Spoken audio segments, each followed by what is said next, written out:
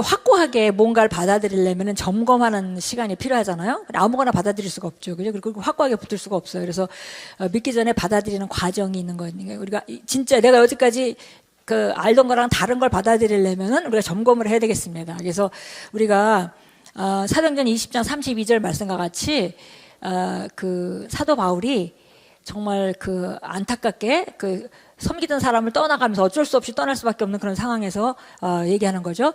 나는 여러분을 주와 및 그분의 은혜의 말씀에 여러분을 의탁합니다.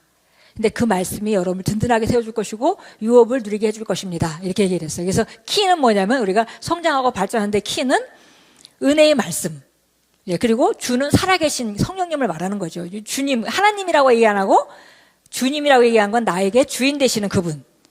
그분 얘기인 거죠. 그래서 살아계신 주님과 그 다음에 내가 은혜의 말씀이 나를 든든히 세워주고, 그다음에 결국은 우리가 유업을 누리게 해준다. 그랬으면 실제가 되게 해준다. 이런 말씀입니다. 그래서 가장 우리가 알아야 될 것은 먼저 은혜의 말씀인가를 봐야 되겠어요. 은혜의 말씀인가? 은혜의 말씀이라는 것은 다른 것이 아니라 우리가 어떤 값을 치른 것이 아니라 예수님이 오심으로 말미암아 하나님이 우리가 어떤 노력을 주지 않고 받은 은혜, 호의를 말하는 거죠. 호의. 그래서 그리스도 예수 안에서 우리가 거저로 받은 것에 대한 얘기죠. 그래서 그것에 대한 얘기인가를 그런 말씀인가? 율법적인 말씀을 붙잡으면 절대 우리가 실제로 전진할 수가 없습니다. 왜냐하면 우리가 새로운 본성 안에서 성장해 가야 되는데 율법은 우리를 새로운 본성에 대해서 말해주지 않기 때문에 그거는 죄의 본성을 가진 사람들을 다루는 방식이기 때문에 그건 계속 밖을 다루잖아요. 그래서 그 말씀으로는 절대 우리가 전진할 수가 없어요. 그래서 은혜의 말씀인가를 우리가 먼저 봐야 되고, 첫 번째 말씀을 봐야 되고, 두 번째는 성령님의 확증입니다.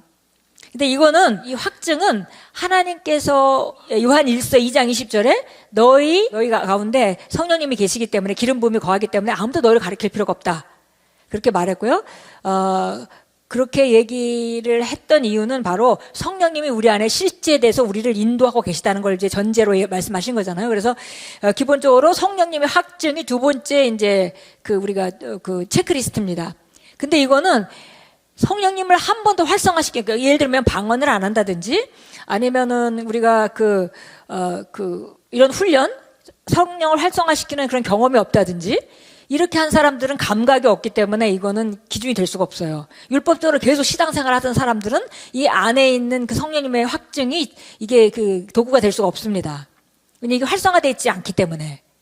그런데 이제 기본적으로 우리가 신앙생활 하면서 그동안 방언 기도도 하고 말씀 가운데서 계속 계시가 일어나고 이런 사람들이라면 이 성령님의 이런 역사가 활성화되어 있기 때문에 쉽게 알 수 있어요. 그러니까 그런 거 있잖아요. 우리가 말씀을 들었는데 뭔가 생소하고 머리로는 막 의심이 가는데 이 안에서는 막 확증이 와. 아, 저건 맞아. 저도 그런 경험을 많이 했거든요. 제가 특히 이제 더 어린 성도일 때. 새로운 걸 배우면서 의구심이 생기고 혹시 이러다가 제가 원래 의심이 많은 사람이기 때문에 머리에선 그렇게 막 돌아가는데 이 심령에서는 이게 맞다는 확증이 계속 오는 거죠. 흔들리지 않는 확증, 이건 맞아.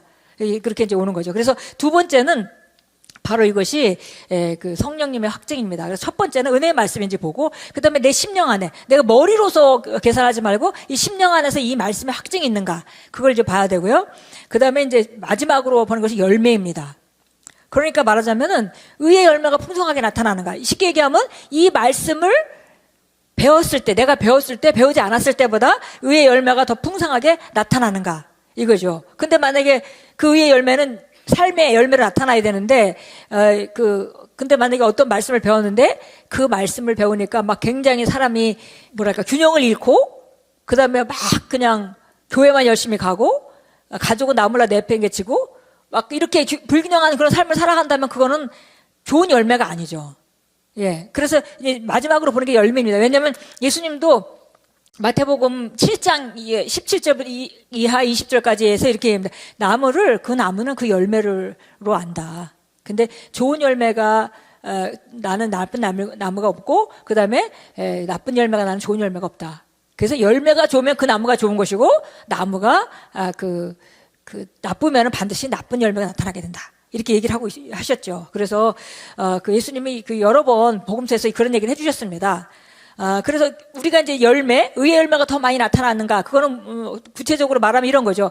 다른 사람에 대해서 더 사람이 풍성해지고, 다른 사람에 대해서 더 많이 용납하고 사랑하는 그런 열매가 나타나는가?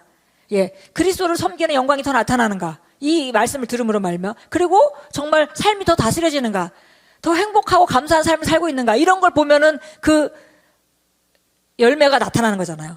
그래서 이제 이 세 가지로 우리가 보는 것이죠. 가장 먼저는 은혜의 말씀인가, 두 번째는 우리 심령 안에 있는 확증, 그 다음에 세 번째 확인할 거는 열매.